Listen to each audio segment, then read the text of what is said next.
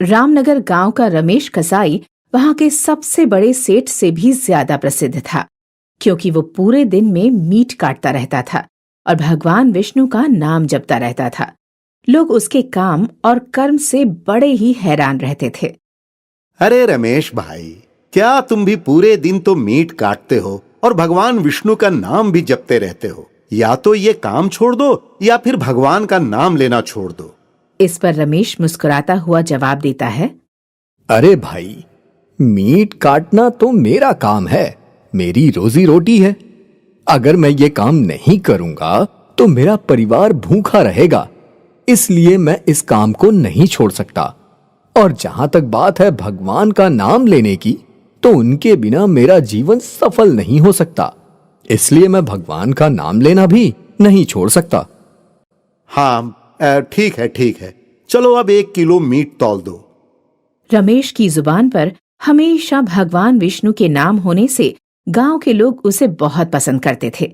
लेकिन उसी गांव में एक धनराज नाम का सेठ भी रहा करता था, जो रमेश की प्रसिद्धि से बहुत जलता था।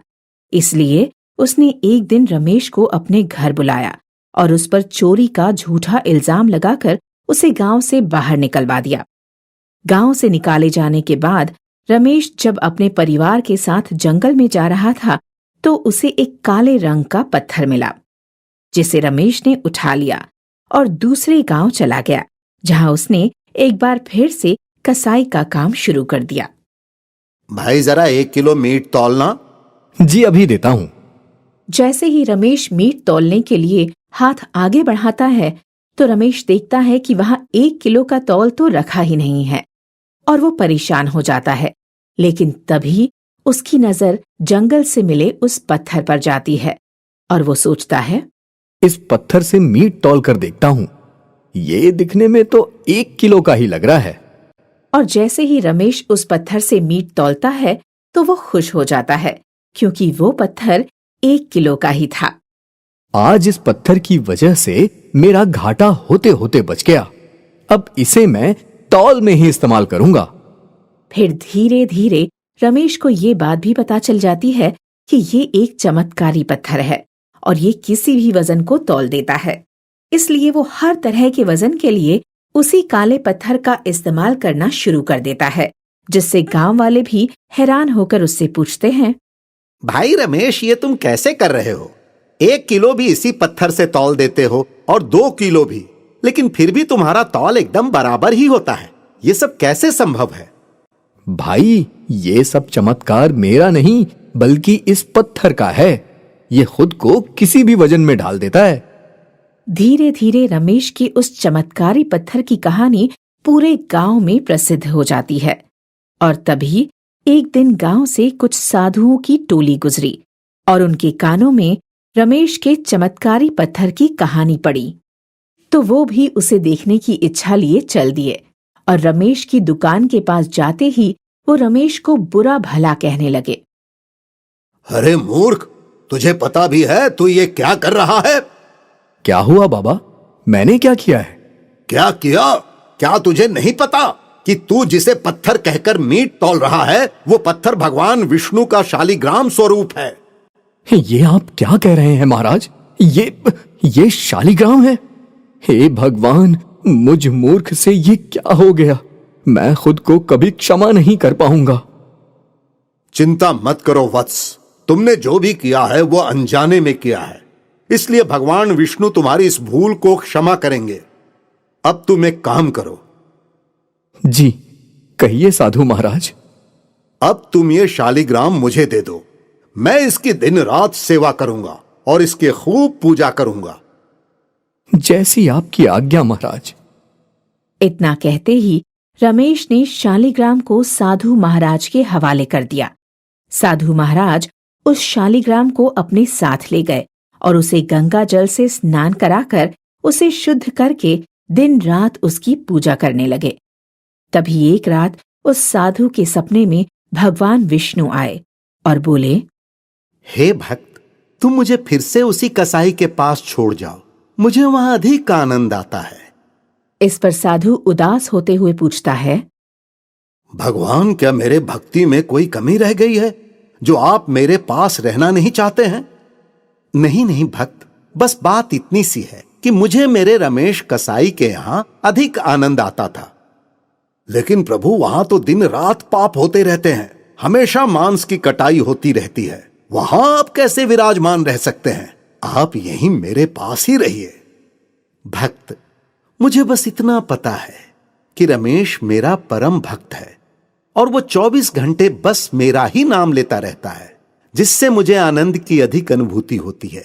मुझे तो मेरे भक्तों से ही प्रेम है और रमेश मेरा सच्चा भक्त है, इसलिए तुम बस मुझे वहां वापिस छोड़ आओ। जैसी आपकी इच्छा प्रभु, आपकी माया आप ही जाने। इसके बाद जैसे ही सुबह होती है, वो साधु शालिग्राम को लेकर वापस रमेश कसाई के पास आते हैं और उसे सारी कहानी बता देते हैं, जिसे सुनने के बाद रमेश कहता है, साधु महाराज, अगर ऐसी बात है तो आज से मैं इस कसाई के काम को छोड़कर सिर्फ और सिर्फ अपने प्रभु की भक्ति में लग जाता हूं। जिसके बाद रमेश कसाई वाले काम को छोड़कर दिन रात बस प्रभु का ही नाम जपना शुरू कर देता है और भगवान विष्णु की कृपा से रमेश को एक मंदिर में पुजारी का काम भी मिल जाता है, जिसके चढ़ावे से वो अपना और अपने परिवार का भरण पोषण करता है और बस प्रभु नाम में लीन रहता है। माँ लक्ष्मी और भगवान नारायण जी के प्रेम की अनेक कथाएं आपने और हमने सुनी हैं। लेकिन एक समय ऐसा भी आया था जब भगवान नारायण माँ लक्ष्मी से इतने क्रोधित हो गए थे कि उन्होंने क्रोध के कारण माता को श्राप दे दिया था। लेकिन माता ने ऐसा क्या अपराध किया था कि संसार भर पर करुणा करने वाले नारायण अपनी ही प्रिय पत्नी को क्षमा नहीं कर सके? आइए जानते हैं आज की इस वीडियो में। एक पौराणिक कथा के अनुसार बैकुंठ लोक में नारायण माता लक्ष्मी के साथ विराजमान थे। तभी किसी काम से वहां सूर्य पुत्र रेवंत आ पहुंचे। रेवंत इस बार एक बहुत ही सुंदर घोड़े पर विराजमान होकर आए थे। वे घोड़ा इतना सुंदर था कि इसकी तुलना किसी दूसरे घोड़े से नहीं की जा सकती थी। माता लक्ष्मी को यह घोड़ा इतना पसंद आ गया था कि वो उस घोड़े को एकटक बस देखती ही जा रही थी। माता की नजरें उस घोड़े से हट ही नहीं पा रही थी। भगवान विष्णु ने कई बार माता को रिझाने की भी कोशिश की ताकि उनका ध्यान टूटे और वो प्रभु की तरफ भी देख सकें। लेकिन कई अथक प्रयास करने के बाद भी जब माता का ध्यान घोड़े से हटकर भगवान विष्णु की तरफ नहीं आया, तब विष्णु जी काफी क्रोधित हो गए और उन्होंने क्रोध में आकर माता को श्राप दे दिया कि आपको ये घोड़ा इतना पसंद आ गया है कि मेरे लाख कोशिशों के बाद भी आप मेरी तरफ ध्यान नहीं दे रही हैं। इसलिए मैं आपको श्राप देता हूं कि आप एक अश्विनी बनकर पृथ्वी पर वास करेंगी। श्राप सुनने के बाद जब मां लक्ष्मी को चेतना आई तो वो श्राप को लेकर काफी दुखी हुई और नारायण से श्राप को वापस लेने की प्रार्थना करने लगी। तब भगवान नारायण ने कहा कि हे देवी, इस श्राप को मैं वापस तो नहीं ले सकता हूं, लेकिन इसके निवारण का उपाय मैं जरूर बता सकता हूं। तब विष्णु जी उपाय बताते हुए कहते हैं कि देवी, जब आप पृथ्वी पर अश्विनी बनकर वास कर रही होंगी तब आपको एक पुत्र की प्राप्ति होगी और उस पुत्र के जन्म के साथ ही आपका श्राप खत्म हो जाएगा और आप यहां बैकुंठ में मेरे पास वापस आ जाएंगे। श्राप मिलने के बाद मां लक्ष्मी पृथ्वी पर चली जाती है और अश्विनी का रूप धारण करके भगवान भोलेनाथ की तपस्या शुरू कर देती है। कई वर्षों तक तपस्या करने के बाद जब भगवान भोलेनाथ देवी लक्ष्मी के अश्विनी रूप से प्रसन्न हुए और दर्शन देने पृथ्वी आए, तब भगवान शिव द्वारा पूछने पर देवी लक्ष्मी ने उन्हें सारी कहानी बताई और श्राप को खत्म करने के लिए उनसे वरदान में पुत्र की कामना की। तब भगवान शिव ने कहा कि हे देवी, आप चिंता ना करें, इसके लिए मैं विष्णु जी को समझाऊंगा कि वे अश्व रूप धारण करके तुम्हारे साथ रहें और तुमसे अपने जैसा ही पुत्र उत्पन्न करें ताकि तुम उनके पास शीघ्र वापस जा सको। कैलाश पहुंचकर भगवान शिव ने अपने एक गण चित्ररूप को दूत बनाकर विष्णु के पास भेजा। चित्ररूप भगवान विष्णु के लोक में पहुंचे। भगवान विष्णु ने शिव जी का प्रस्ताव मान लिया और अश्व बनने के लिए तैयार हो गए। अब विष्णु जी अश्व का रूप धारण कर यमुना और तमसा के संगम पर पहुंच गए। जहां लक्ष्मी जी अश्वी का रूप धारण कर तपस्या कर रही थी और कुछ समय अश्व व अश्वी के रूप में समय बिताने के बाद देवी लक्ष्मी को एकवीर नामक पुत्र की प्राप्ति हुई। उसी से हैय वंश की उत्पत्ति हुई। बाद में लक्ष्मी जी को उस श्राप से मुक्ति मिली और अंत में वे दोनों बैकुंठ लोक को चले गए।